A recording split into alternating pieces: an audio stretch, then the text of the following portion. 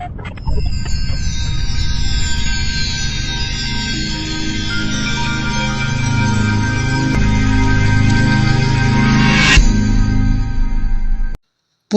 நேயர்களுக்கு வணக்கம். தொடர்ந்து எடப்பாடி பழனிசாமிக்கு பாஜகவால் தொடர்ந்து நெருக்கடி நிலை ஏற்பட்டு கொண்டே இருக்கிறது. இரட்டை இலை சின்னம் எடப்பாடி பழனிசாமிக்கு கிடைக்குமா கிடைக்காதா அப்படிங்கிற பல்வேறு கேள்விகளும் தொடர்ந்துக்கிட்டே இருக்குது. இரட்டை இலை சின்னத்தில் தான் நான் போட்டியிடுவேன் அப்படின்னு ஓ பன்னீர்செல்வம் அவர்கள் தொடர்ந்து சொல்லிக்கிட்டே இருக்கிறாரு. நேற்று முன்தினம் அவருடைய பொறுப்பாளர்கள் மத்தியிலும் சரி, தொண்டர்கள் மத்தியிலும் அவருடைய ஆலோசனை கூட்டம் நிறைவு பெற்று பாஜகவுடன் கூட்டணி பேச்சுவார்த்தைகளில் தொடர்ந்து நடத்திட்டு இருந்தாங்க நேற்றைய முன்தினம். அதனைத் தொடர்ந்து நேற்றும் பாஜகவுடன் 2ஆம் கட்ட பேச்சுவார்த்தையில் ஈடுபட்டாங்க. அந்த கூட்டணி குறித்தான பாஜகவில் கூட்டணி உறுதி நிலைப்பாடு எட்டப்பட்டதுக்கு அப்புறம் ஓ பன்னீர்செல்வம் ஒரு மிகப்பெரிய ஒரு புத்துணர்ச்சியாகவும் ஒரு தெளிவான மனநிலையில் தொடர்ந்து அவர் வர்றது நம்மளால் பார்க்க முடிகிறது. காரணம் என்னென்னா, நிச்சயமாக நமக்கு இரட்டை இலை சின்னம் நமக்கு கிடைத்துவிடும், அந்த இரட்டை இலை சின்னத்தில் மட்டும்தான் நான் போட்டியிடுவேன் அப்படின்னு ஓ பன்னீர்செல்வம் அவர்கள் சொல்கிறாரு. இந்த கூட்டணி முடிவு ஆனதுக்கப்புறம் இந்த உற்சாகத்திற்கு காரணம் என்ன? ஓ பன்னீர்செல்வம் ஏற்கனவே அதிமுகவில் ஒருங்கிணைப்பாளராக இருந்தார். அந்த ஒருங்கிணைப்பாளராக இருந்த பொழுது இரட்டை இலை சின்னம் எங்கள் சார்பாகத்தான் நாங்கள் அதுக்கு கையெழுத்திட்டு இருக்கிறோம், அந்த உரிமை நீதிமன்றம் எங்களுக்குத்தான் வழங்கும், அந்த இரட்டை இலை சின்னம் உரிமை கோரக்கூடிய அதிக உரிமை எங்களுக்குத்தான் இருக்குது அப்படின்னு சொல்லிட்டு முன்னாள் முதலமைச்சர் ஓ பன்னீர்செல்வம் அவர்கள் தொடர்ந்து சொல்லிக்கிட்டே இருக்கிறாரு. கூட்டணியில் இறுதி செய்யப்பட்டு எத்தனை தொகுதிகள் அவர்களுக்கு கிடைக்கும் அப்படிங்கிற நிலைப்பாட்டுக்குள்ள செய்தியாளர்கள் பல்வேறு கேள்விகளை வைக்கிறாங்க. எத்தனை தொகுதியில் நிற்பீங்க, என்னென்ன தொகுதியில் நிற்பீங்க அப்படின்னு கேட்டதற்கு, பாஜக பொறுத்த வரைக்கும் தற்போது நாடாளுமன்ற தேர்தலில் மெகா கூட்டணி அமைத்து கொண்டிருக்கிறது. இன்னும் பல முக்கிய கட்சி சார்ந்தவர்கள்லாம் பாஜகவில் இணையத்து இருக்கிறாங்க.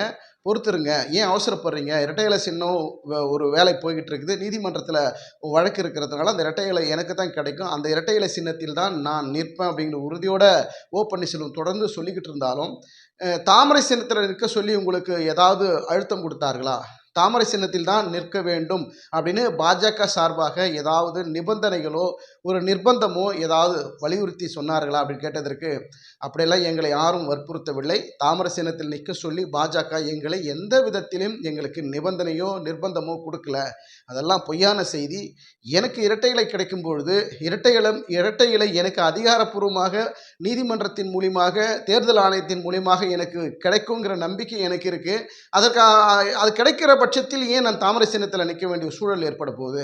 அப்படியெல்லாம் ஒன்றும் கிடையாது. அது பொய்யான செய்தி. இரட்டை இலை சின்னம் நிச்சயமாக எனக்கு தான் கிடைக்கும், அந்த உரிமை எனக்கு கிடைத்து விட்டால் அந்த இரட்டை இலை சின்னத்தில் தான் அந்த தேர்தலை நான் சந்திப்பேன் அப்படின்னு முன்னாள் முதலமைச்சர் ஓ பன்னீர்செல்வம் தொடர்ந்து உற்சாகத்தோடு சொல்கிறாரு.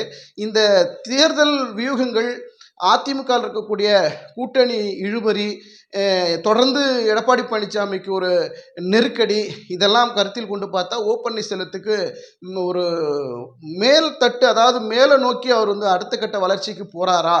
பாஜக கூட்டணி உறுதி செய்யப்பட்டிருக்கு. இந்த நிலையில் அடுத்தடுத்து அவருக்கு ஒரு பச்சை கொடி காட்டி பாஜக மூலியமாக ஒரு கிரீன் சிக்னல் கொடுத்ததுனால அவர் உற்சாகத்தில் மீண்டும் வராரா அப்படிங்கிற பேச்சும் தொடர்ந்து எழுந்துகிட்டு இருக்கிறது. இந்த நிலையில் பார்த்தீங்கன்னா டிடிவி தினகரனும் நேற்று பாஜகவுடன் கூட்டணி பேச்சுவார்த்தையில் ஈடுபட்டார்.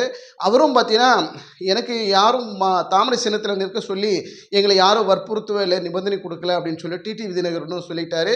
ஏற்கனவே நாங்கள் நின்ன அதே சின்ன குக்கர் சின்னத்தில் தான் நான் நிற்க விரும்புகிறேன், அந்த சின்னம் எனக்கு தேர்தல் ஆணையம் கொடுக்கும் அப்படிங்கிற நம்பிக்கை இருக்குது. தேர்தல் ஆணைய வெப்சைட்டில் அந்த சின்னம் அவைலபிள் இருக்குது. அதனால் நாங்கள் அந்த நேரத்தில் தான் எங்களுடைய கோரிக்கை தேர்தல் ஆணையத்தில் கொடுத்துருக்குறோம். நிச்சயமாக குக்கர் சின்னம் எனக்கு இந்த முறை கிடைக்கும், அந்த சின்னத்தை தான் நாங்கள் எதிர்பார்க்குறோம் அப்படின்னு டிடிவி தினகரன் சொல்கிறாரு. ஒரு நம்பிக்கையோடு சொல்கிறாரு. பொறுத்திருந்து பார்க்கலாம். டிடி தினகரனுக்கு இந்த குக்கர் சின்னம் அதே பழைய சின்னம், ஏன்னா அவருக்கு ஒரு வெற்றி சின்னமாகவும் ஒரு அடையாள சின்னம். குக்கர் அப்படின்னாலே டிடிவி தினகரன் அப்படிங்கிற ஒரு அடையாளம் அவருக்கு ஏற்கனவே இடைத்தேர்தல் அவருக்கு கிடைச்சதுனால அந்த பேர் அவருக்கு இருக்குது. அதனால் குக்கர் சின்னம் அவருக்கு கிடைத்தால் அவர் வெற்றி கிடைக்கும் அப்படிங்கிற ஒரு நம்பிக்கையோட டிடிவி தினகரனும் இருக்கிறாரு. எத்தனை தொகுதிகள் டிடிவி தினகரனுக்கு ஒதுக்குவார்கள் அப்படிங்கிற பேச்சுவார்த்தை தொடர்ந்து கொண்டே இருக்கிறது. நேற்று ஒரு கட்ட பேச்சுவார்த்தை நடந்து முடிந்திருக்கிறது டிடிவி தினகரன் மூலியமா பாஜகவுடன். இன்றும் அடுத்த கட்ட பேச்சுவார்த்தையில் இன்றும் ஈடுபட ஈடுபட இருக்கிறார்கள். அதே போல் பார்த்தீங்கன்னா ஓ பன்னீர்செல்வத்துடன் ஏற்கனவே 15 தொகுதிகளுக்கான ஒரு பட்டியலை வந்து விருப்ப பட்டியலை வந்து கொடுத்துருக்குறாங்க பாஜக கிட்ட. அந்த பட்டியலிருந்து எத்தனை தொகுதிகள் ஒதுக்குவார்கள் என்று கேட்டதற்கு அவர் வந்து ஒரு சூசகமான பதில் சொன்னார். ஏன்னா பாஜகவை பொறுத்த வரைக்கும் ஒரு மெகா கூட்டணி, கூட்டணி கட்சி தலைவர்கள் எல்லாம் நிறைய பேர் இருக்கிறாங்க. அவர்களுக்கு எத்தனை எத்தனை தொகுதிகள் ஒதுக்க வேண்டிய சூழல் இருக்குது. அதே போல் ஒரே தொகுதியில் கூட்டணிக்குள்ளே இருக்கக்கூடிய கட்சிகள் வந்து ஒரே தொகுதியை பல கூட்டணி கட்சி தலைவர்கள்லாம் கேட்கறதுனால நாங்கள் கூடி பேசி கலந்து ஆலோசித்த பிறகு தான் நாங்கள் ஒரு தெளிவான முடிவுக்கு வர முடியும். ஏன்னா இது ஒரு மெகா கூட்டணி, யாருக்கு எந்தெந்த தொகுதி எத்தனை தொகுதிங்கிறதெல்லாம் பாஜக தான் முடிவு பண்ணோம். நாங்களும் எங்கள் விருப்பத்தை தெரிவிச்சிருக்கிறோம். அந்த விருப்பத்திற்கிணங்க எங்களுக்கும் சரியான தொகுதிகள் பாஜக ஒதுக்கும் அப்படிங்கிற நம்பிக்கையோடு இருக்கிறோம் அப்படின்னு முன்னாள் முதலமைச்சர் ஓ பன்னீர்செல்வம் அவர்கள் ஒரு நம்பிக்கையோடு தெரிவிக்கிறார். பொறுத்திருந்து பார்க்கலாம். நாடாளுமன்ற தேர்தலில் இரட்டை இலை சின்னம் ஓ பன்னீர்செல்வத்துக்கு கிடைக்குங்கிற நம்பிக்கையில் ஓ பன்னீர்செல்வம் இருக்கிறார். அதே போல் எடப்பாடி பழனிசாமி வந்து எனக்கு கிடைக்கும் அப்படின்னு எடப்பாடி பழனிசாமி அவர்கள் இருக்கிறார். இந்த நிலையில் தேர்தல் ஆணையமும் நீதிமன்றமும் எந்த மாதிரியான தீர்ப்புகளை எந்த மாதிரியான உத்தரவுகளை கொடுக்கும் அப்படின்னு நம்ம பொறுத்திருந்து பார்க்கலாம். அதே வேளையில் பார்த்தீங்கன்னா தேர்தல் ஆணையம் மூலியமாக வரக்கூடிய தீர்ப்புகளாக இருந்தாலும் நீதிமன்றம் மூலியமாக வரக்கூடிய தீர்ப்புகளாக இருந்தாலும் தற்காலிக தீர்ப்பாகத்தான் எடப்பாடி பழனிசாமி வந்து ஜெயிச்சுக்கிட்டு இருக்கிறாரு, வெற்றி பெற்றிருக்கிற மாதிரி நினச்சிக்கிட்டு இருக்கிறாரு. இந்த தீர்ப்பு எல்லாம் தற்காலிகமானது தான். ஆனால் இறுதி தீர்ப்பு எந்த நீதிமன்றத்திலேருந்து இன்னும் வரல. அந்த நீதிமன்ற தீர்ப்புகள் எல்லாம் இறுதி தீர்ப்பு அனைத்தும் எனக்கு சாதகமாகவும் நீதி விசாரணையில் உண்மைத்தன்மையை கண்டறிந்து அந்த நீதி உண்மையான நீதி வந்து நிலைநாட்டப்படும் அப்படின்னா அந்த நீதி எனக்காகத்தான் நியாயமாக வழங்குவார்கள். சட்டத்தின் என்னென்ன உண்மைத்தன்மைகள் இருக்குதோ அது என் பக்கம் இருக்குது, அதனால் நாங்கள் தான் ஜெயிப்போம். தற்காலிக தீர்ப்பெல்லாம் வந்து எடப்பாடி பழனிசாமி ஜெயிச்சிருக்கலாம், அவருக்கு வந்திருக்கலாம். ஆனால் இறுதி தீர்ப்பு சரியான முடிவு அந்த ரிசல்ட் எனக்கு தான் கிடைக்கும் அப்படின்னு ஓ பன்னீர்செல்வம் அவர்கள் திட்டமிட்டு சொல்கிறாரு. தொடர்ந்து அவருடைய பேச்சுகளில் ஒரு ஆக்டிவ் தெரிகிறது. அதே போல் பார்த்தீங்கன்னா எடப்பாடி பழனிசாமிக்கு ஒரு இடியாகவும் ஒரு அதிர்ச்சியாகவும் பார்க்குறாங்க. ஏன்னா என்னடா இது, நம்ம வந்து தேவையில்லாமல் ஒரு அகலக்கால விரித்து விட்டோமோ, நம்ம தேவையில்லாமல் வேலைகளை செஞ்சு கொண்டிருக்கிறோமோ. இந்த ஏற்கனவே நம்ம பாஜக வந்து பல முறை வந்து தூது விட்டாங்க, பேச்சுவார்த்தையில் ஈடுபட்டாங்க. பாஜகக்குள்ள அதிமுக கொண்டு வரதுக்கு நிறைய முறை நம்மளை அப்ரோச் பண்ணாங்க. நம்ம அந்த நேரத்தை தவற விட்டுட்டோமோ அப்படிங்கிற ஒரு எண்ணமும் தற்போது எடப்பாடி பழனிசாமிக்கு வந்திருப்பதாக ஒரு டாக் வந்து போயிட்டு இருக்கு. பொறுத்திருந்து பார்க்கலாம். அதே நேரத்தில் எடப்பாடி பழனிசாமி வந்து அதிமுக ஒரு கட்டுக்கோப்புகளை கொண்டு அவரை வழிநடத்துறாரு, பொதுச் செயலாளராக இருக்கிறாரு. அந்த பொதுச் செயலாளர் பதவிக்கும் பங்கம் வந்துடுமோ அப்படிங்கிற ஒரு செய்தியும் வருது. ஏன் அப்படி வருது? ஏன்னா கிட்டத்தட்ட அதுலேயும் வந்து பல சிக்கல் இருக்கிறது. எடப்பாடி பழனிசாமி பொதுச் செயலாளராக இருக்கிறது வந்து அதில் ஒரு சிக்கல் வந்துவிட்டால் அந்த பொதுச் செயலாளர் பதவி என்ன ஆகும்? எடப்பாடி பழனிசாமி நிலை தடுமாற்ற நிலைக்கு போய்விடுமோ அப்படின்னு அரசியல் வட்டாரங்களில் பேசப்படக்கூடிய ஒரு பொருளாக இருக்கிறது. நாடாளுமன்ற தேர்தல் இன்னும் சொல்லப்போனால் இன்னும் ஒரு வாரத்தில் தேர்தல் தேதி அறிவிக்கிறாங்க. ஒரு வாரம் கூட சொல்ல முடியாது, இன்னும் 4-5 நாட்களிலேயே அந்த தேர்தல் தேதி வந்து அறிவிக்க தேர்தல் ஆணையம் தயாராகி கொண்டிருக்கிறார்கள்.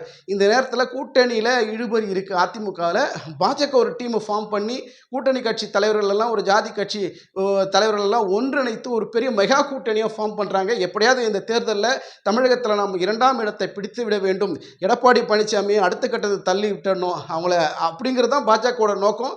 அவர்களை அதாவது டிடிவி தினகரனும் அதை சொல்கிற செய்தியாளர் மத்தியில் எங்களுடைய எதிர்ப்பெல்லாம் திமுக வந்து ஜெயிக்கக்கூடாது, அவர்களை எதிர்த்துத்தான் இந்த தேர்தலை நாங்கள் களம் காண்றோம் அப்படின்னு டிடிவி தினகரன் சொல்கிறாரு. எல்லாருடைய ஒருமித்த கருத்தும் அப்படி தான் இருக்குது. எடப்பாடி பழனிசாமிக்கு இந்த தேர்தல் பின்னடைவு தருமா, ஒரு முன்னேற்றத்தை தருமா, பொறுத்திருந்து பார்க்கலாம். அதே வேளையில் இரட்டை இலை சின்னம் ஓ பன்னீர்செல்வத்துக்கு தான் கிடைக்கும் என்று ஒரு நம்பிக்கையோடு இருக்கிறார் ஓ பன்னீர்செல்வம் அவர்கள். அவருக்குத்தான் கிடைக்குமா, அந்த சின்னத்தில் தான் அவர் போட்டியிடுவாரா? பொறுத்திருந்து பார்க்கலாம்.